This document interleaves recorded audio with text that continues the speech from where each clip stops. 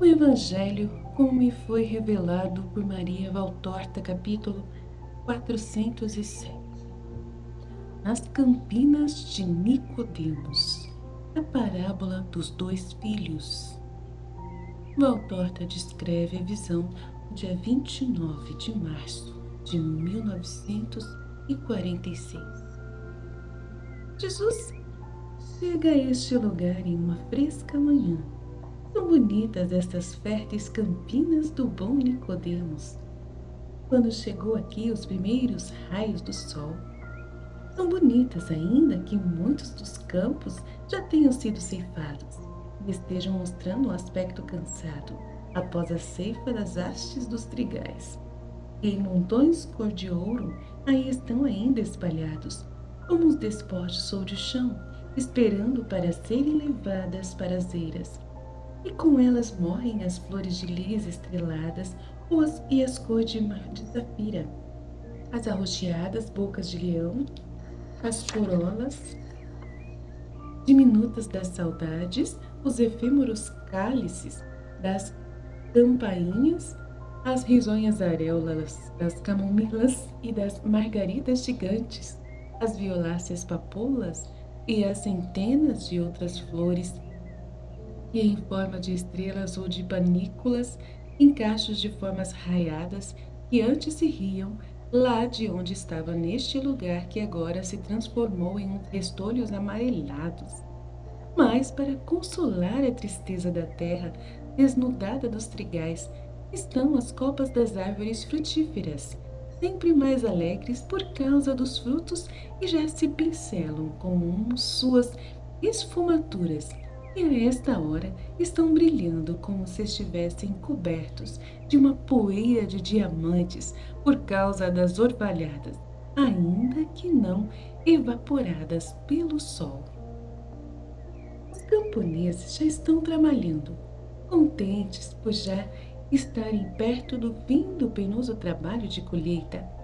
E enquanto vão ceifando, eles cantam e se riem de alegria, estimulam-se para ver quem é mais rápido e hábil em manejar a foice ou em amarrar os feixes. São grupos e mais grupos de camponeses bem nutridos que se sentem muito satisfeitos também por estarem trabalhando para um bom patrão. E às beiras dos campos, ou pelo meio dos amarradores de feixes, estão os meninos, umas viúvas, uns velhos, esperando poder respigar, mas esperando sem ansiedade, porque eles sabem que haverá para todos, como sempre, por ordem do Nicodemos. Como explica uma viúva a Jesus, que lhe fez a pergunta.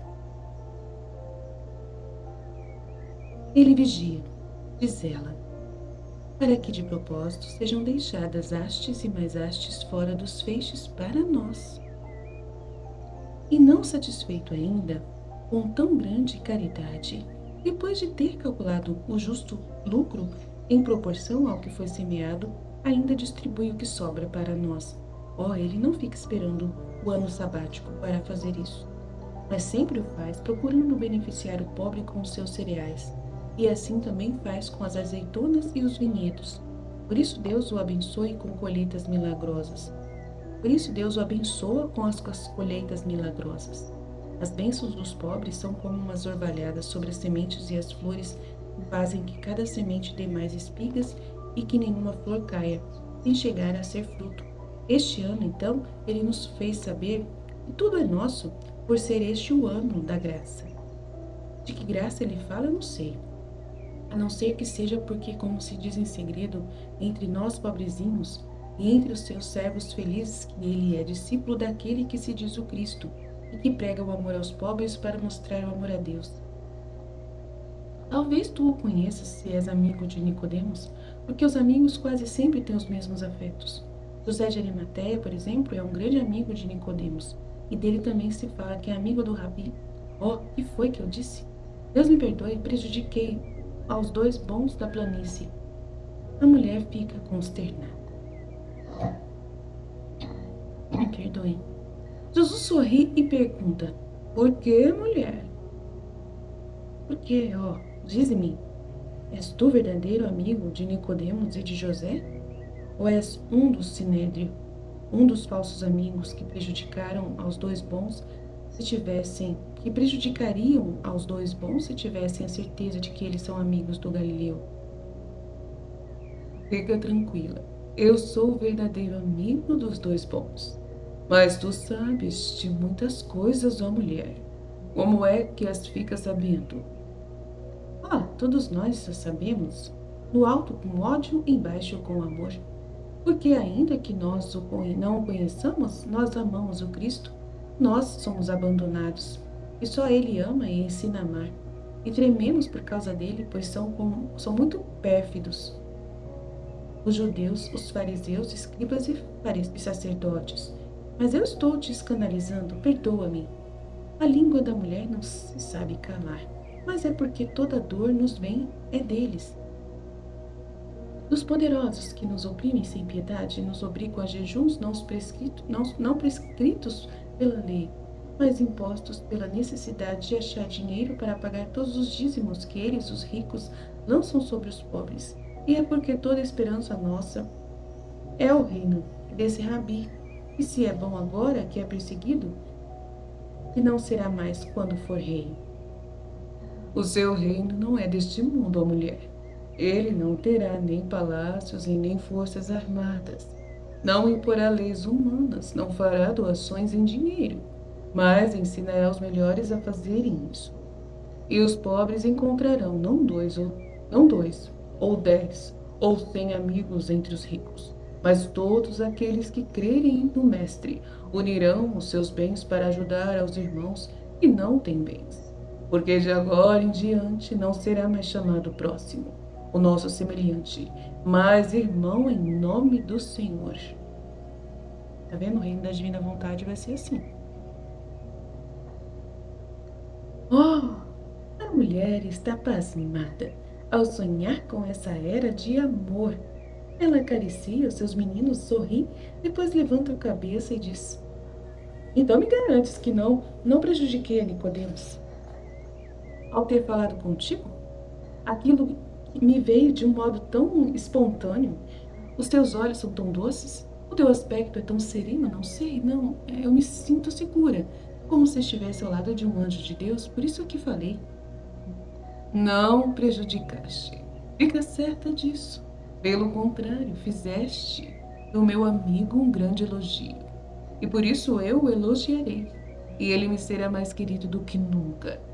És tu destes lugares? Oh, não, eu nasci entre Lida e Betegon. Mas quando se precisa correr atrás de socorro, Senhor, vai-se correndo ainda que a estrada seja longa. Mais longos são os meses do inverno e de fome. E mais longa do que a vida é a eternidade. Seria preciso que pela alma se tivesse mais preocupação do que se tem pela carne, e correr para onde estão as palavras de vida. E eu faço isso com os discípulos do Rabi Jesus, aquele bom, sabes? O único que é bom entre todos esses rabis demais que nós temos. Fazes bem, mulher. E Jesus sorrindo, mas fazendo sinal a André e a Tiago de Zebedeu que estão com ele, enquanto os outros já foram para a casa de Nicodemos para evitar que se apronte algum grande espetáculo e que eles expliquem à mulher que o Rabi Jesus é ele mesmo que está falando. É certo, eu faço bem. Quero ficar sem o pecado de não tê-lo amado nem acreditado nele. Dizem que é o Cristo. Eu não conheço, mas quero crer. Porque eu acho que castigos haverão de receber aqueles que não querem aceitá-lo como tal. E se os discípulos dele estivessem enganados de Jesus? Não pode ser, não, Senhor. Eles são muito bons, humildes e pobres, para se pensar que eles sejam seguidores de um que não seja santo. E além disso, eu falei com pessoas curadas por ele. Não cometas o pecado de não crer, Senhor. Eu te condenaria a alma. Enfim, mesmo que todos estivéssemos enganados e ele não fosse o rei prometido, certamente o santo e amigo de Deus depois, ele diz aquelas palavras e cura as almas e os corpos. Mas, na verdade, estimar aos bons também faz bem. Sempre bem. Disseste bem, continua em tua fé. Eis Nicodemos. Sim, com os discípulos do Rabi. Eles estão pelas campinas, de fato, evangelizando os que fazem a colheita. Ainda ontem comemos o pão deles. Nicodemos, com a veste arregaçada, vem vindo para a frente, sem ter visto o mestre, e diz aos camponeses que não tirem nenhuma espiga daquelas que foram ceifadas. Para nós já temos com elas o pão. Demos o dom de Deus aos que estão privados dele, e demos-lhe sem temor. Podíamos ter nossas plantações destruídas pelo gelo temporão, mas não perdemos nenhuma só semente. Entreguemos a Deus o seu pão, dando aos seus filhos infelizes. E eu vos garanto que ainda mais frutuosa, a 1000% será a colheita do ano vindouro, porque ele assim o disse, uma medida transbordante será dada a quem houver dado. Os camponeses, de acordo e alegres, escutam seu patrão, e Nicodemos, de campo em campo, de fila em fila, repete a sua boa ordem. Jesus, semi-escondido por uma cortina de canas perto de um fosso divisório, aprova e sorri. Sempre mais sorri, tanto mais Nicodemos se aproxima, aproximando-se também o momento do encontro e da surpresa. Fico imaginando Jesus feliz, sorrindo assim.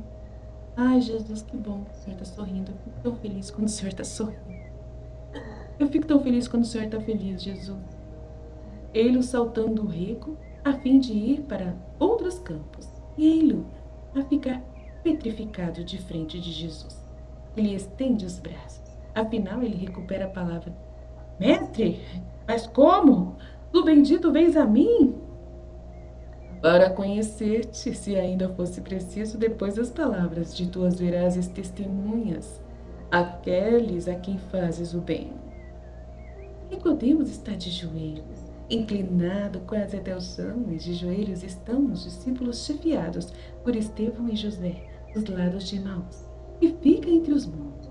Os camponeses já o perceberam, e também os pobres, e todos os outros estão prostrados, cheios de espanto e de veneração.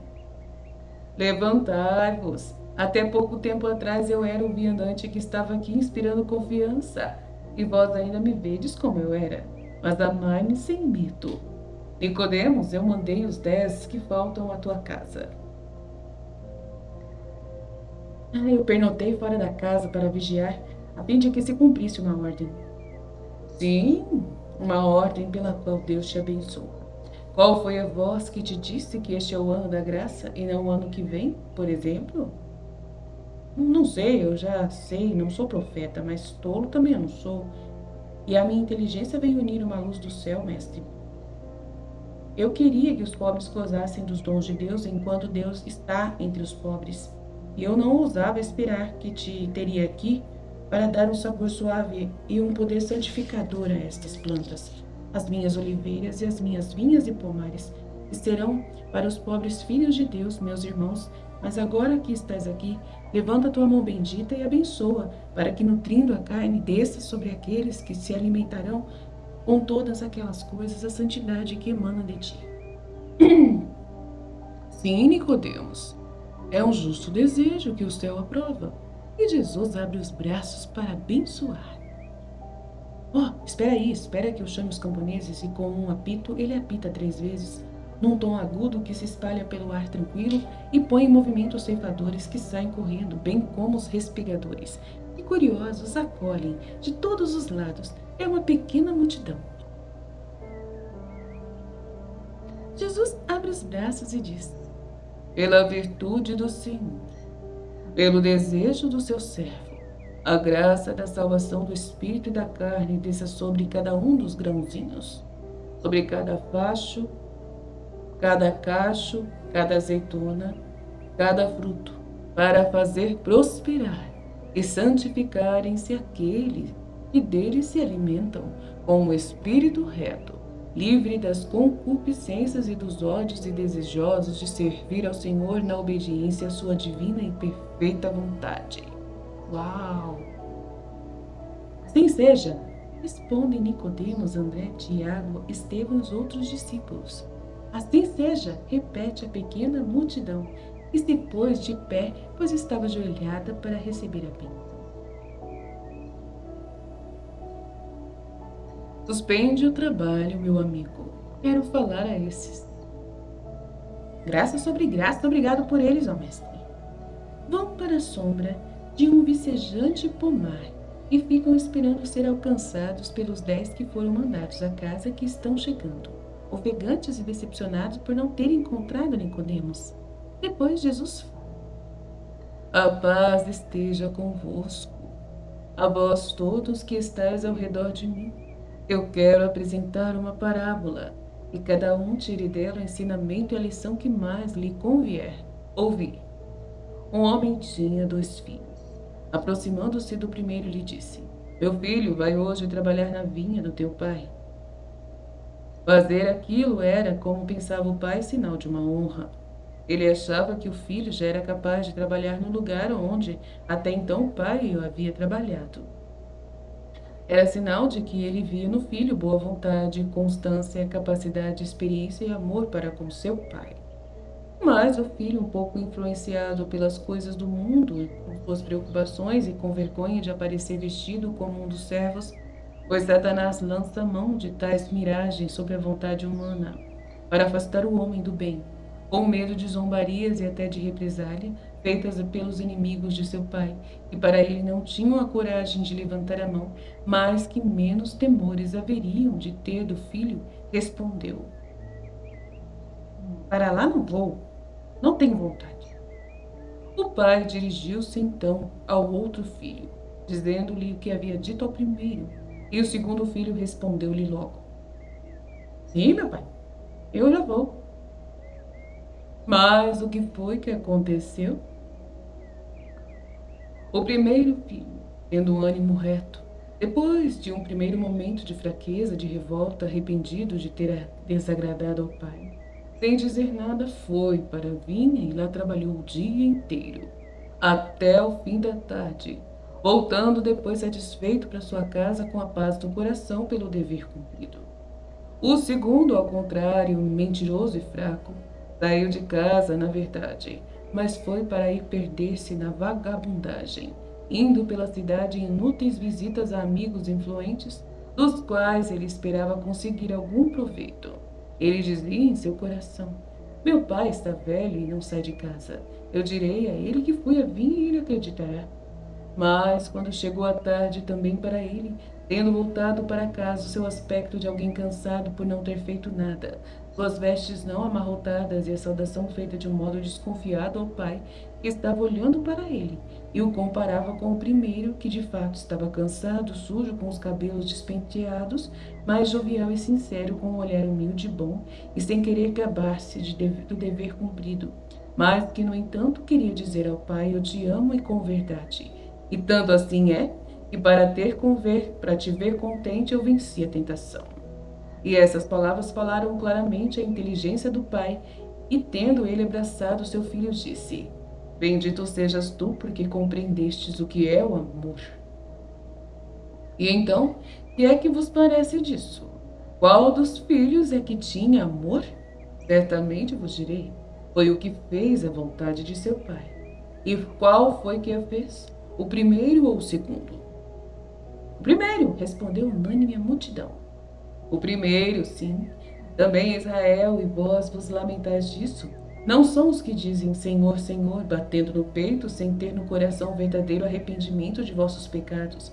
E bem verdade é que os vossos corações se irão tornando cada vez mais duros. Não os que exibem ritos devotos para serem chamados santos, o que em particular são sem caridade e justiça e se revoltam. Na verdade, contra a vontade de Deus, que ordena, e atacam como se fosse a vontade de Satanás. E isso não lhes será perdoado. Não são esses que são santos aos olhos de Deus, mas são aqueles que, reconhecendo que Deus faz tudo bem o que faz, acolhem o enviado de Deus e escutam sua palavra, para saberem agir melhor, fazer melhor o que é o que o Pai quer. São esses os que são santos e amados pelo Altíssimo.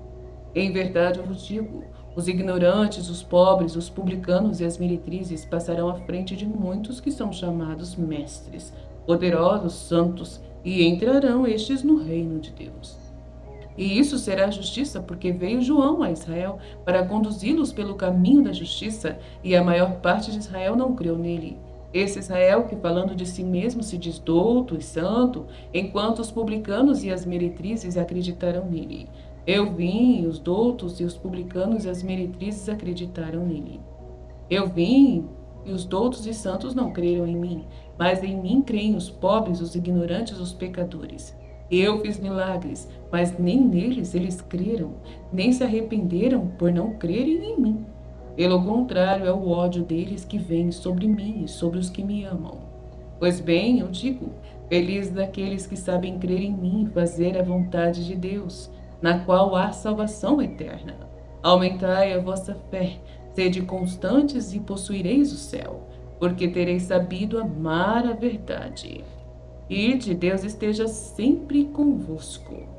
Jesus os abençoa, despede-se deles e depois, ao lado de Nicodemos, vai para a casa do discípulo para lá fazer uma parada enquanto o sol está muito quente. E assim termina a visão maravilhosa e feliz de Jesus. Piety.